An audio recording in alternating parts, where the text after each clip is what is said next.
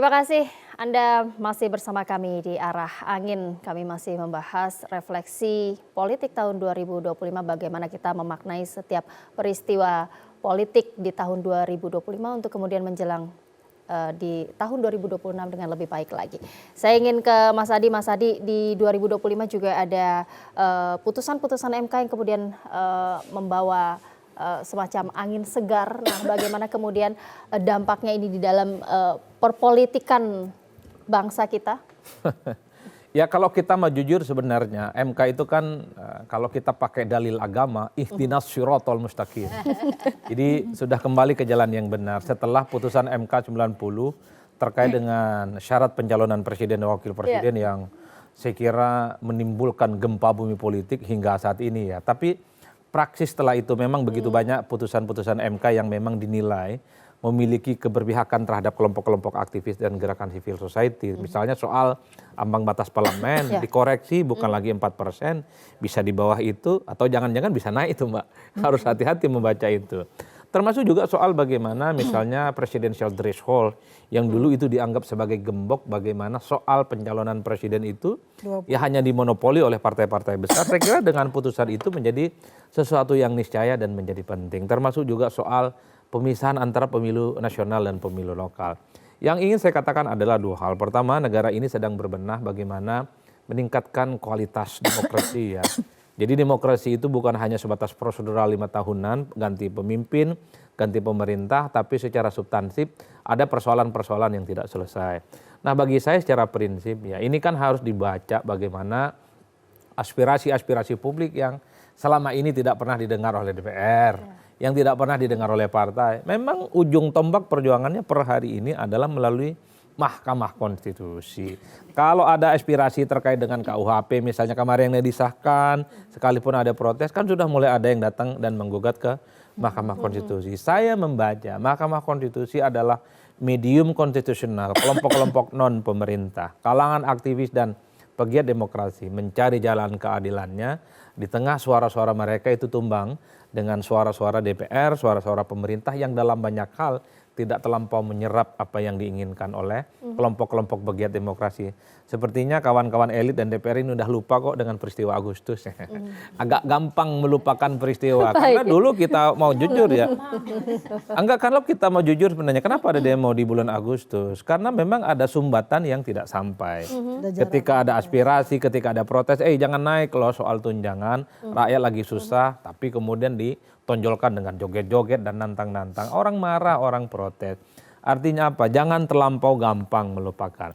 Agustus itu baru 2 bulan lalu. Jangan sampai emosi masyarakat juga ledak, kemudian turun ke bawah, dan menyampaikan bagaimana resistensi dan perlawanannya seperti Agustus. Yang ingin saya katakan adalah gampang kok berkomunikasi dengan kelompok aktivis dan gerakan civil society. Panggil aja mereka ke DPR, lakukan rapat dengar pendapat, sampaikan apa yang mereka sampaikan. Kemudian yang paling penting adalah jangan sampai ada komunikasi yang terputus. Karena saya kira anggota dewan kan adalah mereka yang pastinya all the time, 24 jam, 26 jam seperti Warung Madura, ingin menampung aspirasi. Baik, tersumbat. Baik, Bu Lindsay bisa langsung menanggapi bagaimana kemudian pemerintah bisa menyerap aspirasi agar jangan sampai ada sumbatan-sumbatan lagi. Baik. Pemerintah dalam hal ini Pak Prabowo sering mengucap terakhir juga mungkin tahu gitu, ayo kita bekerja, jangan omon-omon. Itu justru diberikan kalimat itu tuh untuk pemerintahnya sendiri, untuk teman-teman kementerian dan lembaga. Ayo kita nggak usah omon-omon, kita buktikan saja dinamika politik, kemudian tadi apa yang kemudian menjadi suara-suara masyarakat, ayo kita imbangi dengan kinerja yang implementasinya bisa dirasakan dampaknya kepada masyarakat. Kami dari perspektif itu saja yang bisa saya sampaikan. Jadi intinya happy. Pergantian Menteri Keuangan pun kita yang lama terlena dengan sosok perempuan itu juga seperti menjanjikan sesuatu. Purbaya yang awalnya kurang diterima ya karena ada meme-meme yang kurang jelas, ternyata dia bisa sejalan dengan presiden, itu intinya. Tapi jangan lupa eksekutif sama legislatif itu kan dia seperti apa ya, mata arah yang sama. bukankah heboh yang Mas Adi katakan tadi, demo masyarakat terkait dengan kenaikan gaji itu kan karena ketok palu DPR disetujui oleh pemerintah, gitu ya, atau inisiatif pemerintah yang disetujui DPR, dia selalu bolak-balik di sana ya, di dua hal tersebut.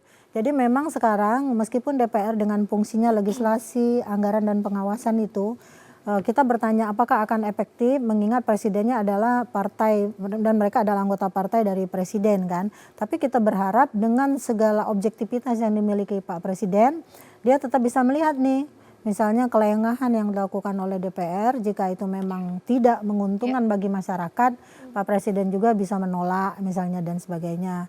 Dan DPR juga introspeksi diri terus menerus, jangan kata Mas Adi tadi tiba-tiba seperti udah lupa peristiwa itu. Jangan pernah lupa, karena itu ketika mereka lupa masyarakat nanti ngangkat kembali di medsosnya masing-masing kan, lebih heboh nanti akibatnya. Itu sebab kenapa setiap rancangan undang-undang baru diketok hari ini, besok digugat ke MK. Kenapa? Ketika itu dibahas, dipenuhi oleh niatan yang tidak baik. Misalnya ada titipan pasal-pasalnya, ya, ada titipan partai politik, ada titipan organisasi, ada titipan individual, ada titipan kekuasaan, oligarki dan sebagainya. Mudah-mudahan ke depan kita tidak melihat warna apapun lagi itu di dalam setiap keputusan politik yang berkaitan dengan hajat hidup orang banyak. Sehingga tujuan Pak Prabowo bisa tercapai. Baik, terima kasih Prof. Lely. Sekarang kalau kita bicara terkait dengan outlook untuk tahun 2026, Ya. tadi sudah dijelaskan juga sedikit. Nah, menurut Prof. Lely di 2026, menurut Anda kemudian tantangan utama apa yang kemudian harus diperhatikan pemerintah dan elit politik, tapi dari sisi komunikasi politik? Ya.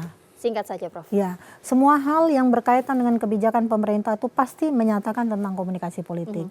Dia ngomongin soal pendidikan, ngomongin komunikasi politik. Ngomongin tentang anggaran juga demikian. Ngomongin pendidikan, budaya, agama, kebijakan lain, makan bergizi gratis, selalu berkaitan dengan komunikasi politik. Jadi jika cara mengkomunikasikannya salah, maka komunikasi itu kan persepsinya bukan tergantung pada si komunikator, tapi si penerima pesan.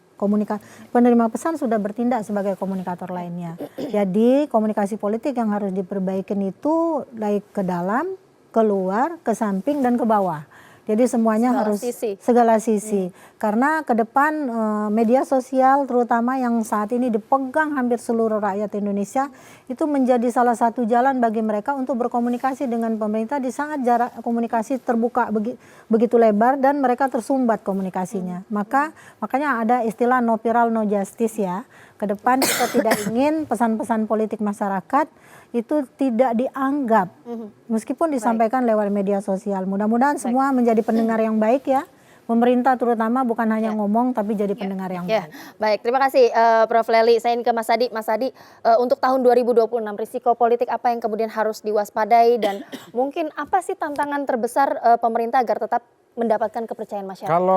Kalau melihat kecenderungan sepanjang 2025, saya kira dua hal. Aktor-aktor non-government ya, seperti aktivis, gerakan civil society dan pegiat demokrasi sepertinya akan menjadi kelompok yang akan selalu resisten, memberikan bagaimana catatan-catatan kritis dan mungkin adalah perlawanan terhadap kebijakan-kebijakan rezim dan pemerintah yang dalam banyak hal itu berseberangan dengan keinginan-keinginan masyarakat secara umum. Karena ada satu istilah yang dibuat oleh Marcus Mishner, the peril of stabilization. Jadi sekalipun ada stabilitas politik hampir 100% di parlemen bekerja sama, tapi ancaman stabilitas itu adalah mandulnya kelompok oposisi.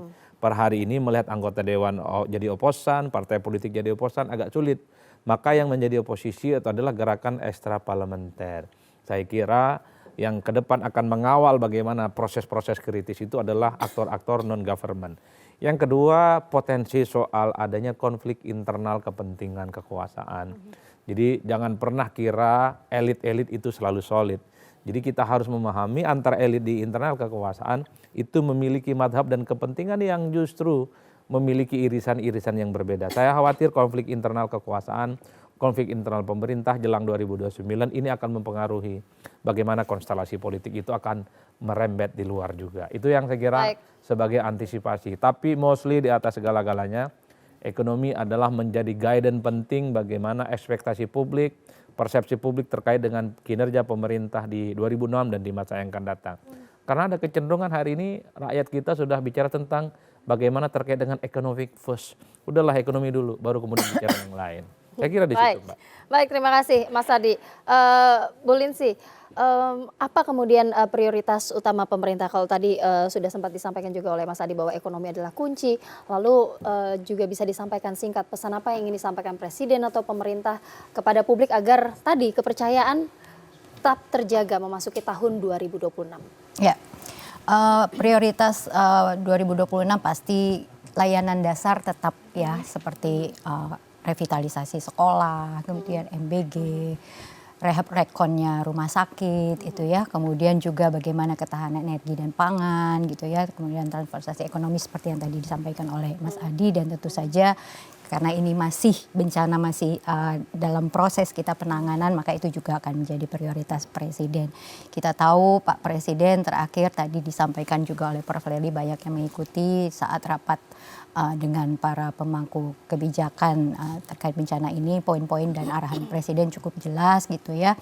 Bagaimana agar dibuka akses dan konektivitas menjadi prioritas utama, kemudian lahan-lahan untuk huntara dan huntap tidak boleh ada alasan kekurangan lahan. Ini saya harus membacakan ya, karena memang kalau arahan Presiden itu harus clear supaya kita tidak salah. Kemudian bagaimana hunian-hunian sementara nanti terkait bencana itu bisa dipercepat gitu ya, standar-standar diperbaiki, kemudian respon terhadap kebutuhan mendesak bagi masyarakat terdampak gitu ya, obat, pakaian, air, BBM, listrik dan sebagainya.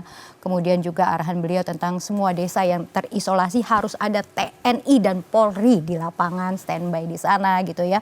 Kemudian bagaimana bantuan untuk Pemda, Presiden pusat gitu khususnya ada yang melipat gandakan anggaran untuk teman-teman di daerah.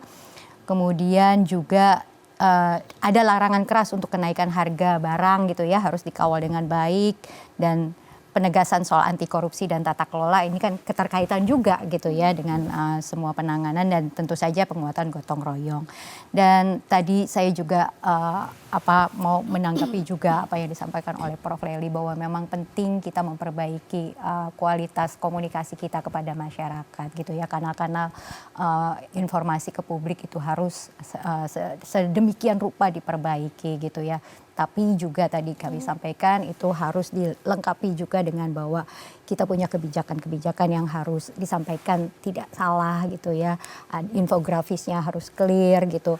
Maka kami sebagai KSP punya PR untuk kemudian mengumpulkan nanti semua kementerian lembaga agar tidak ada ego sektoral. Kerap kali itu yang terjadi gitu, tadi yang disampaikan juga sama Mas Adi, akhirnya saling menyalahkan gitu kan ya. Itulah fungsi kami kemudian mengkoordinasikan di sisi mana dari KL ini yang kemudian ada yang harus diurai, kemudian dari kementerian yang lainnya. Padahal kan tujuannya sama. Presiden mau pokoknya masyarakat taunya sampai berdampak positif, kebermanfaatannya, tidak tahu bagaimana masaknya gitu ya di dalam ini.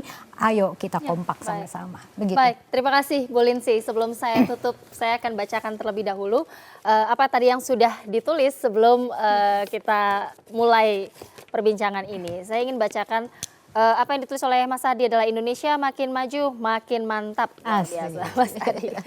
Kemudian Prof. Lely, tahun ini kita dihadapkan pada bencana alam yang telah memporak-porandakan bagian dari negeri kita. Semoga tidak diikuti oleh bencana politik dan bencana kemanusiaan karena motif politik yang kebablasan. Luar biasa, Prof. Lely. Dan dari Bu Lindsay, tahun 2026 dan seterusnya kita bersama mengawal optimisme Presiden untuk mewujudkan program-program prioritas, tentu dengan bekerja sama sebagai satu tim, semua stakeholders, setiap kebijakan harus berpihak pada rakyat, setiap masalah harus diselesaikan dengan kecepatan dan ketepatan. Baik, terima kasih. Saya ingin ucapkan untuk para narasumber saya. Ada Bu Lindsay Afsari Putri, tenaga ahli utama kantor staf Presiden, Prof. Lely Aryani, pakar komunikasi politik LSPR, dan juga Mas Adi Prayitno, Direktur Eksekutif Indikator Politik Indonesia. Terima kasih banyak sudah berbagi pandangan dan juga berbagi refleksi politik di tahun 2025. Kita berharap semoga tahun 2026 ini Indonesia makin maju, makin baik lagi, juga stabilitas politik tadi semakin baik lagi, dan tentunya yang lebih penting dari politik adalah kemanusiaan. Ya. Karena mari kita pastikan bahwa semua keputusan politik di tahun depan benar-benar berakar pada kemanusiaan dan kesejahteraan rakyat. Terima kasih telah bersama kami di Arah Angin. Selanjutnya kita akan mengikuti dan melihat kemana arah angin akan bergerak, seperti bagaimana angin membawa pesawat ini. Terima kasih, selamat malam dan sampai jumpa.